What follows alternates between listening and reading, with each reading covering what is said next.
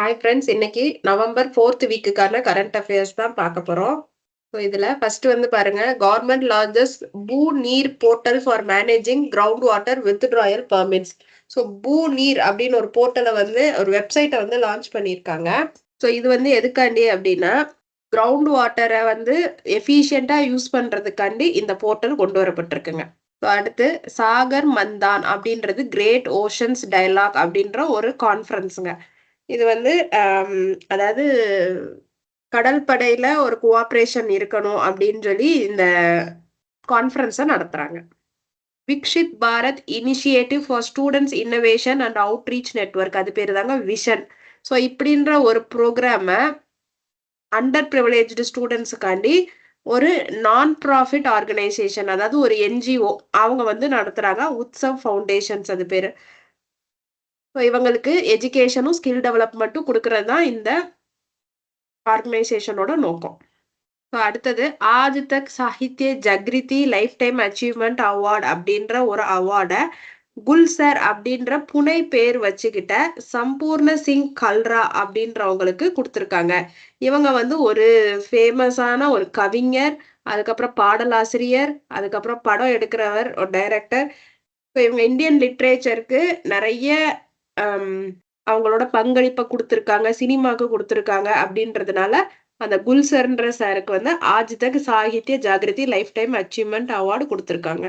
So AM green Kakinada cluster அப்படின்னு ஒரு Andhra பிரதேஷ்ல cluster அப்படின்னா நிறைய கம்பெனிஸ் சேர்ந்து ஒரே இடத்துல இருக்கிறது. அதுதான் வந்து world's first zero emission cluster.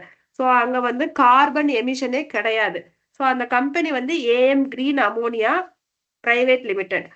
So இவங்க எந்த குரூப்பை சேர்ந்தவங்கன்னா கிரீன் கோ குரூப்பை சேர்ந்தவங்க. ஸோ கிளைமேட் சேஞ்ச் பர்ஃபார்மன்ஸ்ல நம்ம இந்தியாவோட பொசிஷன் வந்து 10th பொசிஷனுங்க. இந்தியா வந்து ரேங்க் இன் 10th பொசிஷன். நம்மளோட ஸ்கோரும் தெரிஞ்சு வச்சுக்கோங்க, 67.99. இந்த ரிப்போர்ட்டை யார் கொடுத்துருக்காங்கன்னா CCPI, climate change performance index, CCPI அதோட short form 2025. So first place வந்து யாருக்கு போயிருக்குன்னு தெரியலையே. ஸோ எந்த கண்ட்ரியுமே ஃபர்ஸ்ட்னு அவங்க ரேங்கே பண்ணலைங்க. எடுத்தோடனே 4th ரேங்க் தான். டென்மார்க் தான் 4th rank. So international solar அலையன்ஸ்ல 104th மெம்பரா ஜாயின் பண்ணவங்க அர்மேனியா, அந்த கண்ட்ரி தான் ஜாயின் பண்ணியிருக்காங்க. G20 சம்மிட் வந்து பிரேசில்ல நடக்க போகுது. ஸோ இந்தியா வந்து 5th லார்ஜஸ்ட் எக்கானமி.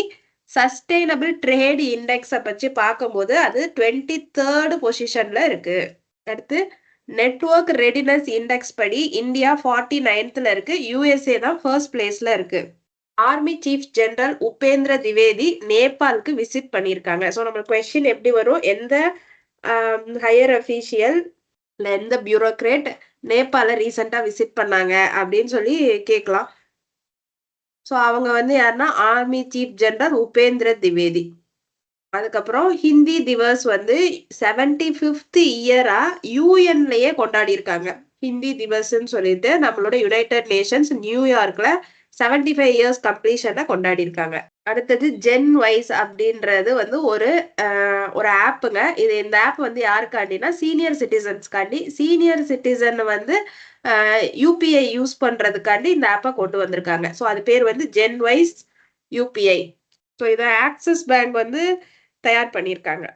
ஸோ அடுத்தது வந்து பாருங்க, கேஷ் ஃப்ரீன்றது ஒரு பேமெண்ட் கேட்வேங்க. பேமெண்ட் கேட்வேனா என்னது, இப்போ நான் வந்து ஒரு ஆன்லைன்ல பர்ச்சேஸ் பண்றேன்னு வச்சுக்கோங்களேன்.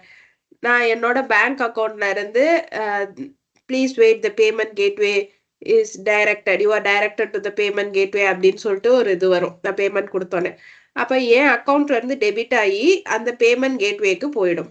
அடுத்து அந்த பேமெண்ட் கேட்வேல இருந்து டெபிட் ஆகி அவங்களோட கமிஷன் எடுத்துக்கிட்டு அந்த கம்பெனிக்கு, ஃபார் எக்ஸாம்பிள் அமேசான் இல்லை ஃப்ளிப்கார்ட் எங்கேயோ பண்றீங்கன்னா அந்த கம்பெனிக்கு அடுத்து கன்சிக்யூட்டிவா போகும்.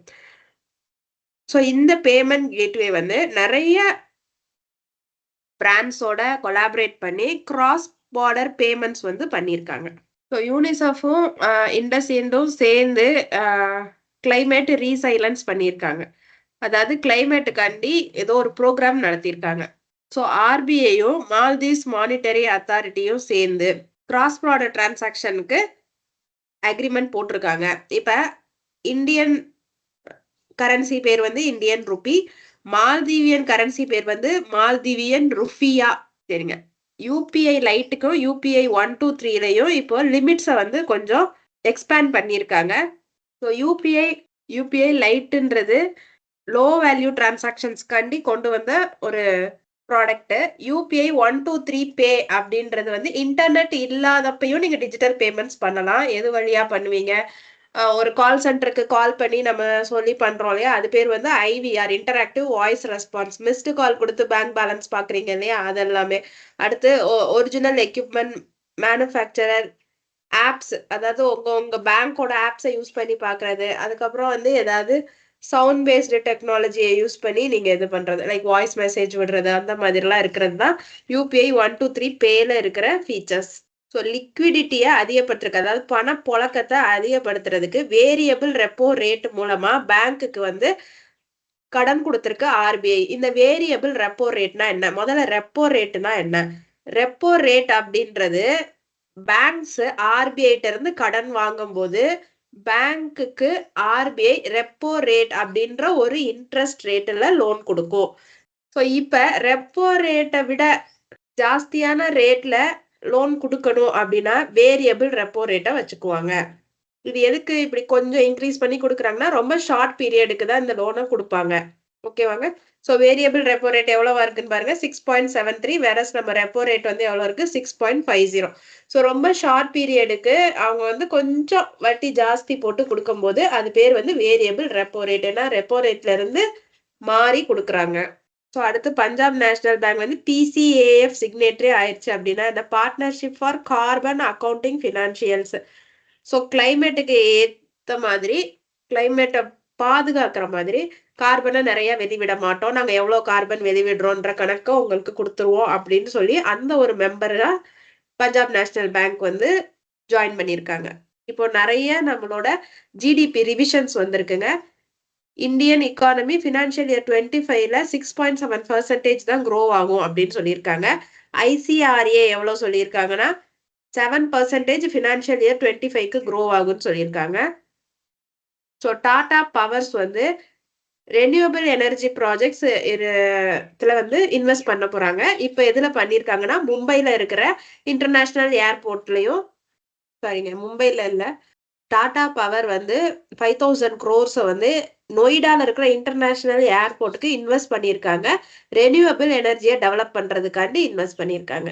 ஸோ ஜேஎஸ்டபிள்யூவும் ஷீல்டு ஏஐன்ற கம்பெனியும் சேர்ந்து விபேட் ட்ரோன்ஸ வந்து மேனுஃபேக்சர் பண்றாங்க. இது வந்து ஆள் இல்லாத ட்ரோன் தான்.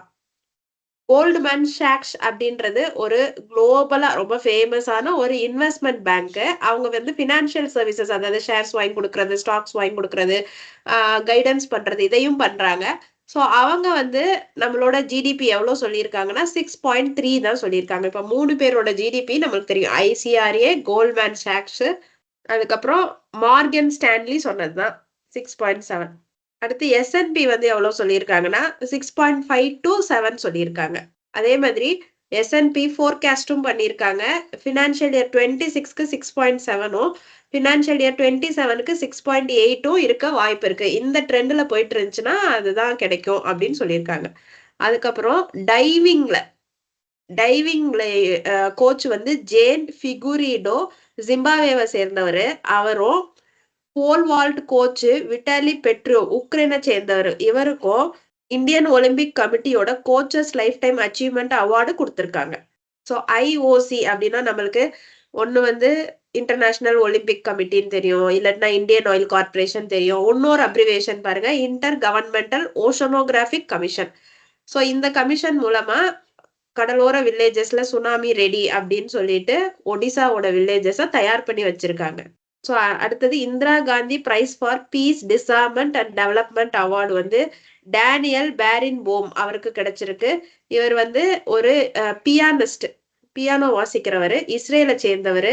அவர் வந்து அமைதிய மியூசிக் மூலமா பிரபலப்படுத்தியிருக்காரு. அடுத்து இந்தியன் மியூசிஷியன் ரிக்கி கேஜ், அனௌஷ்கா சங்கர், இவங்க 2 பேரையும் கிராமி அவார்ட்ஸ் 67வது கிராமி அவார்ட்ஸுக்கு செலக்ட் பண்ணியிருக்காங்க. ஸோ பிட்சர் அவார்ட், அந்த அவார்டை வந்து யாருக்கு கொடுத்துருக்காங்கன்னா அசோகா யுனிவர்சிட்டி ப்ரொஃபசர் புரோஜித் பிஹாரி முகர்ஜிக்கு கொடுத்திருக்காங்க. ஸோ அவரோட புக் வந்து brown skins white coats race science in India 1920 to 66 அப்படின்னு சொல்லி கொடுத்திருக்காங்க. ஸோ இந்த அவார்டு வந்து எது ரிலேட்டடா நீங்க ஒர்க் பண்ணும்போது கொடுப்பாங்க அப்படின்னா, அதாவது மனுஷன பிரிக்கிறாங்க இல்லையா? இவன் வந்து இந்த வர்க்கத்த சேர்ந்தவன் அப்படின்ற போதோ, இல்ல சயின்ஸ் பத்தி நீங்க இது பண்ணும்போதோ, இல்ல காலனி ஆதிக்கத்த பத்தி படிக்கும்போதோ, இல்ல நேஷனலிசம் அதாவது ஒரு கண்ட்ரிய பத்தி படிக்கிறதுக்கோ, இந்த அவார்டு வந்து குடுக்குறாங்க. கோல் இண்டியா லிமிடெட் அவங்களுக்கு வந்து கிரீன் வேர்ல்ட் அவார்டு குடுத்திருக்காங்க. கிரீன் வேர்ல்ட் என்விரான்மென்டல் அவார்ட் எதனால? கார்ப்பரேட் சோசியல் ரெஸ்பான்சிபிலிட்டி கீழ. ஸோ இவங்க தான் இப்போ கிரீன் வேர்ல்ட் அம்பாசிடராவும் இருக்காங்க. ஸோ இவங்க தலசீமியா அப்படின்ற ஒரு நோய குணப்படுத்துறதுக்காண்டி நெறைய ஃபண்ட்ஸ் குடுத்திருக்காங்க. ஸோ நம்மளோட honourable prime minister PM Modi ஜிக்கு வந்து doctor Martin Luther King junior global peace அவார்டை வந்து யுஎஸ்ஏல கொடுத்திருக்காங்க. எதுக்காண்டி ரீசன் வந்து மைனாரிட்டிஸா அப்லிஃப்ட் பண்ணியிருக்காரு. அதாவது விமென்காண்டி நிறைய ஸ்கீம்ஸ் கொண்டு வந்திருக்காங்க. எஸ்சி எஸ்டி பெனிஃபிஷியரிஸ்க்கு நிறைய ஸ்கீம்ஸ் கொண்டு வந்திருக்காங்க. கேர்ள் சைல்டுக்கு நிறைய ஸ்கீம்ஸ். ஸோ இவங்க தான் வந்து இருக்கிறதுலயே ரொம்ப ஒடுக்கப்பட்ட மக்கள். ஸோ அவங்க எல்லாத்துக்கும் அப்லிஃப்ட்மென்ட் அதாவது மேல கொண்டு வரோம் மேம்பாட்டுக்காண்டி நிறைய ஸ்கீம்ஸ் கொண்டு வந்ததுனால மைனாரிட்டி அப்லிஃப்ட்மென்ட்காண்டி நம்ம பிரைம் மினிஸ்டருக்கு கொடுத்திருக்காங்க. அடுத்து JCB prize Joseph Cyril Bamford excavators limited prize for literature அதை வந்து உபமன்யு சாட்டர்ஜியோட புக்கான Lorenzo searches for the meaning of life அப்படின்ற புக்குக்கு கொடுத்திருக்காங்க. ஸோ அசோக் கோபால் அப்படின்றவர் வந்து Kamaladevi Chattopadhyay national innovative foundation book prize வந்து வாங்கியிருக்காரு. அவர் வந்து அவரை பத்தி ஒரு பயோகிராஃபி எழுதியிருக்காரு. A part apart the life and thought of B R. Ambedkar அப்படின்னு சொல்லி ஒரு புக் எழுதியிருக்காரு. அந்த புக்குக்காண்டி இந்த அவார்டு வாங்கியிருக்காங்க. ஸோ புக்ஸ் அண்ட் ஆத்தர்ஸ்ல இப்போ ஒரு 3-4 புக்கும் ஆத்தரும் பார்த்துருக்கோங்க. ஸோ அதுல வந்து அவங்க கேட்கலாம். ஸோ இந்த நியூ பிரசிடென்ட்ஸ்லாம் அவ்வளோ இம்பார்ட்டன்ஸ் கிடையாதுங்க. நம்மளுக்கு கேட்கறது இல்லை. பட் அப்பாயின்மெண்ட்ஸ்ன்னு வரும்போது நீங்க வந்து கொஞ்சம் பார்த்து வச்சுக்கிறது நல்லது. ஸோ சொமாலிலேண்ட் அவர் வந்து டாக்டர் அப்தி ரஹ்மான் முகமது அப்துல்லாஹி அவரை வந்து பிரசிடென்டா தேர்ந்தெடுத்திருக்காங்க. அடுத்தது அப்துல்லா நிக்மோட்டுவிக் அரிப்போவ் அவங்கள வந்து உஸ்பெகிஸ்தானோட பிரைம் மினிஸ்டரா தேர்ந்தெடுக்கிறாங்க. அடுத்து ஜப்பான்ல புது பிரைம் மினிஸ்டர் யார் வந்திருக்காங்கன்னா ஷிகுரி இஷிபா. ஓகேவாங்க. ஸோ இது வந்து கொஞ்சம் இம்பார்ட்டன்டான நியூஸுங்க. ஏன்னா ஒரு புது பிரைம் மினிஸ்டர் வந்தாரு. அப்புறம் நிறைய நாள் இல்லைன்னு நினைக்கிறேன். அவரை ரிசைன் பண்ணிட்டாரு. ஸோ அடுத்தது ஸ்ரீயா பிலங்கோயங்கர் அவங்க வந்து இந்தியன் ஆக்ட்ரஸ் அண்ட் டைரக்டர். அவங்க வந்து all living things environmental film festival 2024ல குட்வில் அம்பாசிடரா வந்து அவங்கள செலக்ட் பண்ணியிருக்காங்க. ஆலியா பட்டும் இதுல குட்வில் அம்பாசிடரா ஆல்ரெடி இருக்காங்க. 2024க்கு 2 பேரை செலக்ட் பண்ணியிருக்காங்க. ஆலியா பட்டும் அப்புறம் இந்த மேடத்தையும். அப்துல்லாஹி மைகா அப்படின்றவர் வந்து மாலியோட new prime minister. Harshavardhan Agarwal அப்படின்றவங்கள வந்து பிரசிடென்டா federation of Indian chambers of commerce and இண்டஸ்ட்ரியோட பிரசிடென்டா செலக்ட் பண்ணியிருக்காங்க. ஸோ இவருக்கு முன்னாடி இருந்தவர் பேர் வந்து அனிஷ் சஹாத். அவங்க வந்து CEO and MD of Mahindra and Mahindra குரூப்போட சிஇஓ அண்ட் எம்டி தான் எஃப்ஐசிசிஐயோட பிரசிடென்டா இருந்தாங்க. அவங்களுக்கு அப்புறம் ஹர்ஷவர்தன அகர்வால் வந்திருக்காரு. அடுத்து சோனு சூட் வந்து தாய்லாந்து டூரிசமுக்கு பிராண்ட் அம்பாசிடரா இருக்காங்க. இந்தியாவுக்கும் தாய்லாந்துக்கும் டூரிசத்தை ப்ரமோட் பண்றதுதான் இவரோட வேலை. அடுத்து கின்டவுடாஸ் பலுகாஸ் அவங்க வந்து லுதியானாவோட பிரைம் மினிஸ்டர். அடுத்து யாமாண்டு ஆர்சி அவங்க வந்து உருகுவேயோட president. So president prime minister குழப்பிடாம பாருங்க. பேரெல்லாம் பயங்கர வித்தியாசமா இருக்குங்க. அப்பாயின்மெண்ட்ஸ்ல இந்த மாதிரி அதர் கண்ட்ரிஸை விட நம்ம கண்ட்ரீஸ்ல இருக்க இப்ப எஃப்ஐசிசிஐயோட பிரசிடென்ட். ஸோ இந்த மாதிரி கொஸ்டின்ஸை நிறைய இம்பார்ட்டன்ஸ் கொடுத்து படிங்க. ஸோ இஸ்ரோ வந்து சயின்ஸ் இம்ப்ளிமெண்டேஷன் அக்ரிமெண்ட் ஒரு ஆஸ்திரேலியன் ஏஜென்சியோட சேர்ந்து ககன்யான் மிஷனை லான்ச் பண்ண போறாங்க. அடுத்து எமிலி கேலண்ட்ரெல்லி அவங்க தான் 100th உமன் இன் ஸ்பேஸ்க்கு போற 100வது உமன். ஸோ அடுத்து ஸ்போர்ட்ஸ்ல பாத்தீங்கன்னா உமன்ஸ் ஏசியன் சாம்பியன்ஷிப் டிராஃபில இந்தியா வந்து 3rd டைம் டைட்டில் வின் பண்ணிருக்குங்க. சைனாவை டிஃபீட் பண்ணிருச்சு. ஸோ இந்தியா வின் ஆன இது வந்து கேட்கறதுக்கு நிறைய வாய்ப்பு இருக்குங்க. அடுத்தது ரஃபேல் நடால். அவர் வந்து டென்னிஸோட ரிலேட்டான ஒரு பிளேயர். ஸ்பெயின் நாட்ட சேர்ந்தவங்க. ஸோ இவர் வந்து டேவிஸ் கப் முடிஞ்சோனே ரிட்டயர்ட் ஆக போறதா அறிவிச்சிருக்காரு. ஐபிஎஸ்எஃப் அதாவது இன்டர்நேஷனல் பில்லியார்ட்ஸ் அண்ட் ஸ்னூக்கர் ஃபெடரேஷனோட கேம் வேர்ல்டு பில்லியார்ட்ஸ் சாம்பியன்ஷிப் 2024ல நம்ம பங்கஜ் அத்வானி 28th மெடலை வின் பண்ணியிருக்காரு. 28th டைட்டில் 28 அதாவது 28வது தடவை வேர்ல்டு பில்லியார்ட்ஸ் டைட்டில் அவர் வின் பண்றாரு. அடுத்தது ஜார்ஜ் ரூசல்ஸ். அவர் வந்து loss Vikas grand prix 2024 win பண்ணியிருக்காங்க. ஸோ இவர் வந்து எந்த கம்பெனியோட ரேசர்னு பார்த்தீங்கன்னா மெர்சிடிஸ். ஸோ இவரோட நாடு வந்து யூகேவை சேர்ந்தவர். ஸோ ப்ரொஃபஷனல் டென்னிஸ்ல இருந்து ரிட்டையர்மெண்ட் பிரஜ்னேஷ் குன்னேஸ்வரன் சொல்லியிருக்காரு. ஸோ மிருதங்கம் ஸ்காலர் வரதராவ் கமலாகாரோ ராவ் அவர் வந்து இறந்துட்டாருங்க. அடுத்து சாரங்கி அப்படின்னு ஒரு இன்ஸ்ட்ருமெண்ட் இருக்கு. வீணை மாதிரியே இருக்கும். நேரா நிமித்தி வச்சு இது பண்ணுவாங்கன்னு நினைக்கிறேன். சாரங்கியோட பெரிய வித்வான் ராம் நாராயணன் அவரும் வந்து இறந்துட்டாரு. சாரங்கி கொஞ்சம் வயலின் மாதிரி இருக்குங்க. ஸோ அடுத்து ஒய் த ஹெக் நாட் அப்படின்ற ஒரு புக்கை குஷல் பால் சிங் அப்படின்ற ஒரு இந்தியன் பில்லியனர் ரியல் எஸ்டேட்டை சேர்ந்த ஒரு ரியல் எஸ்டேட் பிஸ்னஸ் பண்ற ஒரு billionaire chairman emeritus chief executive officer டிஎல்எஃபோட சீஃப் எக்ஸிக்யூட்டிவ் ஆஃபீஸர் அவரே எழுதியிருக்காரு. இந்த புக்கை பப்ளிஷ் பண்றது பென்குயின் ரேண்டம் ஹவுஸ். ஸோ அடுத்து இம்பார்ட்டன்ட் டேஸ் வந்து என்னன்னா விமென்ஸ் ஆண்டர்பிரினர்ஷிப் டே 2024 வந்து நவம்பர் 19 செலிப்ரேட் பண்றாங்க. வேர்ல்டு சில்ட்ரன்ஸ் டே வந்து நவம்பர் 20. அதுக்கடுத்து வேர்ல்டு ஃபிஷரிஸ் டே வந்து நவம்பர் 21. வேர்ல்டு ஹெரிட்டேஜ் வீக் வந்து November 19 to 25. International day for the elimination of violence against women வந்து நவம்பர் 25. ஸோ இந்த டேஸ் எல்லாம் வந்து ரொம்ப இம்பார்ட்டன்ட்டுங்க. பட் டேஸோட கொஸ்டின்ஸ்லாம் இப்போ ரொம்ப குறைஞ்சுதான் இருக்கு. ஸோ இதுதான் நவம்பர் 4th வீக்கோட கரண்ட் அஃபேர்ஸ் ஃப்ரெண்ட்ஸ். தேங்க்யூ.